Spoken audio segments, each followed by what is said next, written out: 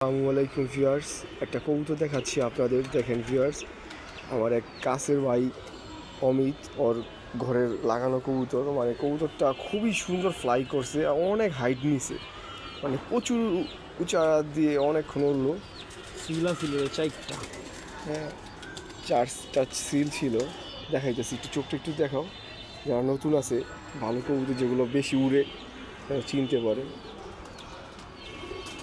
ঠিক আছে, এই যে চোখ, পাখ, এই যে পাখ দেখতে পাচ্ছেন।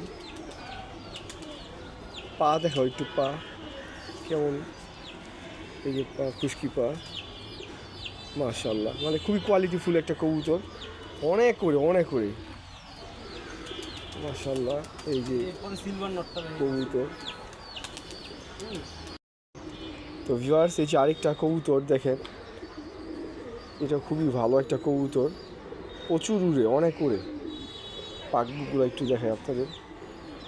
বাচ্চা, নর বাচ্চা, পাঠা বাচ্চা, মাশাআল্লাহ, এটা অনেক উড়ে। এই চেহারার কবুতর আপনারা কালেকশন করবেন, অনেক ভালো ফ্লাই করবে ইনশাআল্লাহ। দেখতে পাচ্ছেন পাখা, নখ দেখি একটু, একদম পুরা কালো মিচমিচা। এই খুশকি পা, খুশকি, খুব ভালো ফ্লাই করে মাশাআল্লাহ। এই আরেকটা নর মাশাআল্লাহ, এই যে দেখতে পাচ্ছেন পাগলা ঘোড়া, এটা হলো পাগলা, মানে প্রচুর উড়ে ওলে পাগলের মতো উড়ে। কারণ ভিউয়ার্স, চোখটা একটু ক্লিয়ার দেখাই আপনাদের। উড়ে প্লাস সবই ছাড়াছাড়ি করা, যেমন ডিম বাচ্চা করে সেরকম 100 উড়ে। পাখা দেখো, এটা একটা বাবরা কবুতর বা নাপ্তা কবুতর বলেন, কিন্তু ফ্লাইংয়ের দিকে রোড মাস্টার। পাখায় যে কোনো গ্যাপ নাই।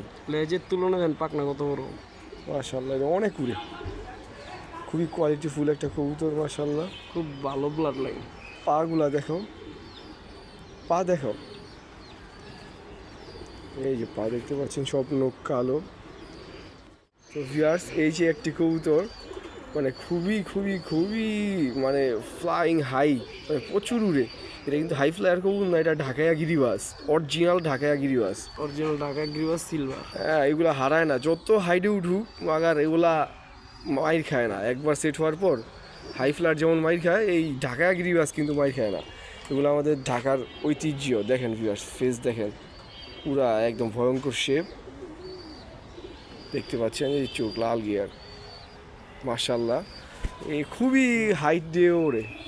আমার কবুতরটা খুবই পছন্দ হয়েছে, অনেক ওড়ে মাশাআল্লাহ। ধরেন একবারে পুরো কালচা এই যে এটা হচ্ছে মাদি, থরে ফলানো, যার কারণে একটু ময়লা হয়ে গেছে। এটা আসলে ব্যাপার নয়, গোসল দিলে ঠিক হয়ে যাবে। এটা মাদি, মাশাআল্লাহ, খুব সুন্দর। তো এই চেহারার কবুতর আপনারা কালেকশন করবেন, ইনশাল্লাহ অনেক ভালো উঠবে, ফ্লাই করবে। যে কয়েকটা কবুতর দেখানো হলো সব কোয়ালিটিফুল, ফ্লাইং খুব হাই মাশাআল্লাহ। এই যে আরেকটা নর, পুরান জাতের, একদম র লাইনের। এটা হইতেছে একদম অরিজিনাল পুরান জাত। এগুলা যে ফ্লাই মাশাআল্লাহ, 100 এগুলা পছন্দের, আমার পছন্দের তালিকায় 1 নম্বরে থাকে এই কবুতরগুলি। আমি কিছুদিন আগে একটা খয়রা গলা কিনছিলাম, সেম এই চেহারার, কিন্তু দুঃখজনকভাবে কবুতরটা টাল হয়ে যায়। মাশাআল্লাহ, খুব সুন্দর। এগুলো 100 করে খুবই ভালো কবুতর। তো এই যে অমিত আরেকটা কবুতর বের করলো, এটা পুরানা জাতের কবুতর। এগুলো অনেক উড়ে, এগুলো ছাড়াছাড়ি করলেও আসে, খুবই ভালো জাতের কবুতর। পাকটা একটু দেখো, কোনো গ্যাপ নাই পাখি, দেখতে পাচ্ছেন, অনেক সুন্দর পাক। পা দেখাও, এই খুশকি পা। লেজ দেখাও, লেজ খুব সুন্দর, একদম সব কালো লেজ মাশাআল্লাহ। কালো লেজের এবার কবুতরটা একটু দেখা দেন। ছটফোটা, মানে অস্থির হয়ে গেছে, ধরালে পছন্দই করতেছে না, অনেক ছটফোটা কবুতর। এই ছটফোটা কবুতর অনেক করে। আর আপনারা যারা কবুতর কালেকশন করবেন, অবশ্যই বড় কবুতর পাখা কাইটা বাচ্চা নেবেন, বাচ্চা উড়াবেন। না হলে বড়গুলা আনার পর যদি ছাড়েন চলে যাবে, থাকবে না। বড়গুলো গাছ হিসাবে রাখবেন, ফলগুলা উড়াবেন। ফল হারাই গেলেও কোনো সমস্যা নেই, গাছ থাকলে আবার ফল আইসা পড়বে, মানে আবার ডিম বাচ্চা করলে বাচ্চা পেয়ে যাবে। আর এই যে আমার একটা কবুতর, এটা আমি কয়েকদিন বাচ্চা ফুটাইছিলাম, এটার বাচ্চা এই চোখে পানি আসছিল অনেক, মাশাআল্লাহ। আমি দিয়েছিলাম এটার সাথে একটা মোসালদম দিয়া, বাচ্চা জাগই বের হয়েছে। বর্তমান ব্লাড লাইনে তো জাগ আছে।